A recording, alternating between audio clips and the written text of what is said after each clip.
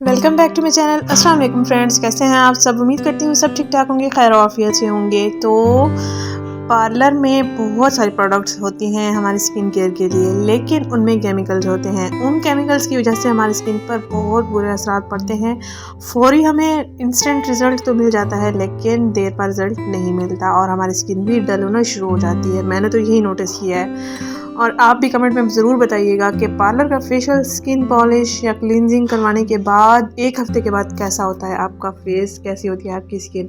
तो यहाँ पर जो मैं आपके साथ आज home remedy anti ageing share करने जा रही हूँ, एंटी एजिंग मास्क जो आपकी स्किन पर से झुर्रियों को ख़त्म करेगा। फाइन लाइंस आंखों के करीब बड़ी उम्र के असरात नज़र आने लगते हैं, होंठों के करीब स्किन डबल होना शुरू हो जाती है या लाइंस पड़ना शुरू हो जाते हैं। यहाँ पर मैंने लिया है अंडे की सफ़ेदी। 1 अदद अंडे की सफ़ेदी लेंगे, उसमें आपने लीमू का रस निचोड़ लेना है, पूरा लीमू का रस लेना है और इनको अच्छे से पहले मिक्स करना है। जब झाग बनना शुरू हो जाए तो आपने इसमें 1 चम्मच मुल्तानी मिट्टी का पाउडर लेना है।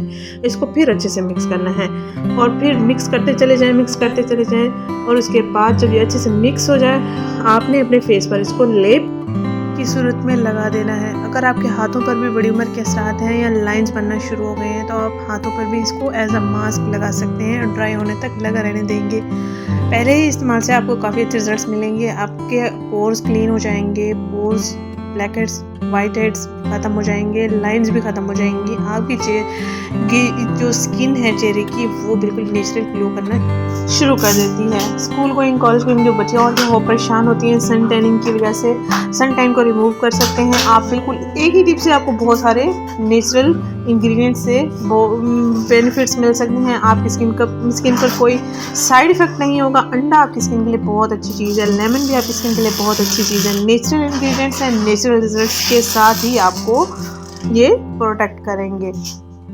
तो मुल्तानी मिट्टी का पाउडर जो भी आपके पास जिस कंपनी का अवेलेबल हो आप इस्तेमाल कर सकते हैं।